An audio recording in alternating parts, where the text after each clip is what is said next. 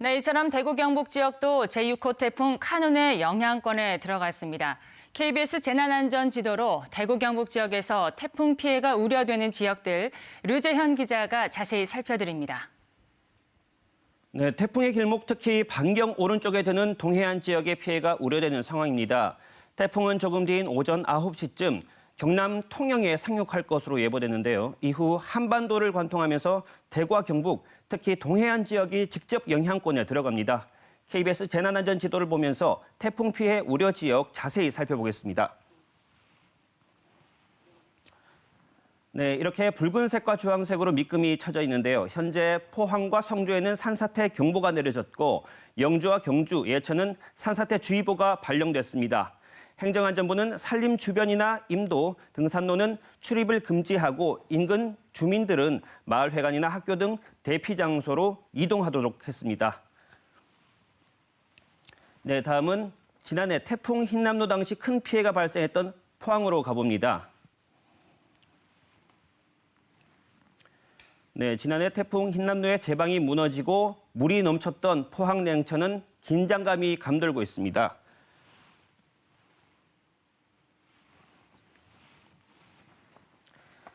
네, 지난해 범람했던 냉천인데요. 올해는 하천이 또 넘칠 것을 우려해 주변 지역 모래 주머니들을 쌓아놨습니다. 침수 피해 없도록 미리 대비하시고 안전사고에 유의하시기 바랍니다. 네, 이번에는 경북 동해안을 따라 조금 더 올라가 영덕군을 살펴보겠습니다. 이 영덕은 태풍 콩레이와 미탁 당시 특별 재난지역으로 선포될 만큼 피해가 컸던 곳이죠. 네, 특히 영덕 강구지구는 상습 저지대 지역이라서 태풍 때마다 강구시장 전체가 물에 잠기곤 했는데요. 수해 방제 시설 공사를 해놓긴 했지만 여전히 침수 피해가 우려되는 만큼 각별한 주의가 필요해 보입니다. 네, 이번에는 경북 울진으로 가봅니다. 네, 울진에서도 후포면이 해일과 침수 피해 우려가 높은 지역입니다. 이렇게 지도의 보라색 부분이 모두 침수 피해 우려 지역인데요. 네, 태풍의 영향권을 완전히 벗어날 때까지 이 지역의 해안도로는 이용을 삼가시는 게 좋겠습니다. 이번엔 대구로 가봅니다.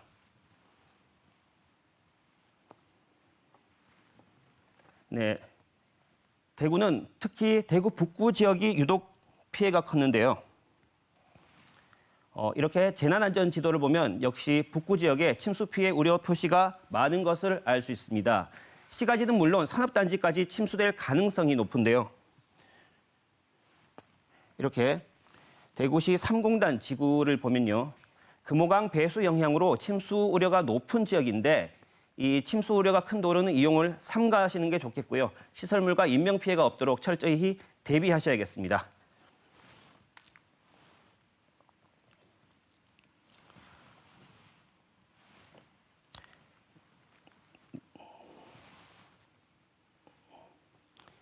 네, 다음은 CCTV 보면서 현재 상황 알아보겠습니다.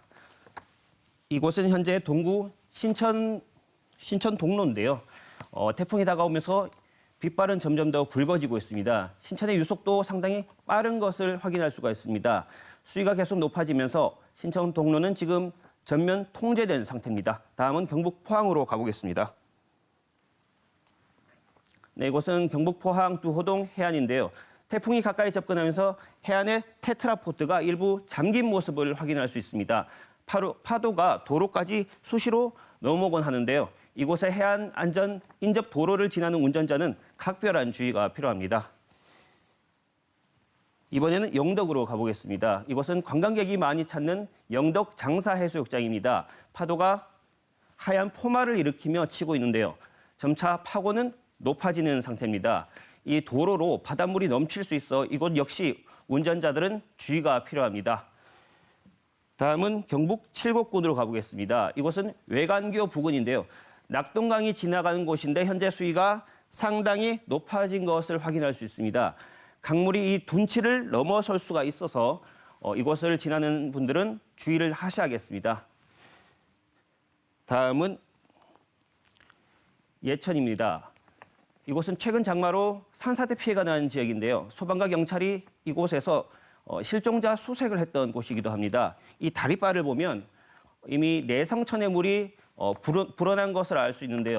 흙탕물로 변한 상태입니다. 수위는 점차 높아질 것으로 보입니다. 다음은 경주로 가보겠습니다. 이곳은 경주 대능원의 모습을 보고 계신데요. 평소와는 다르게 오가는 차나 사람이 거의 없는 것을 확인할 수 있습니다.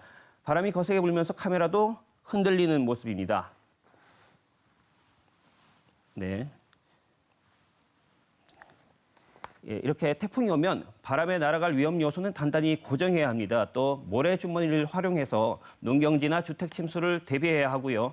선박이나 어망은 미리 단단히 결박해야 합니다. 또 가급적이면 외출을 자제하고 시시각각 재난 정보를 확인해야 합니다.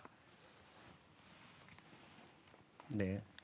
또 재난 상황에서는 인명 피해를 줄이는 일이 가장 중요한데요. 대구시 그리고 또 경상북도 홈페이지나 국민재난안전 포털에 접속하면 지역별로 대피소 정보를 확인할 수 있습니다. 본인의 주거지를 중심으로 미리 정보를 파악하시고 미리 계획을 숙지하셔야겠습니다. 지금까지 KBS 뉴스 유재현입니다.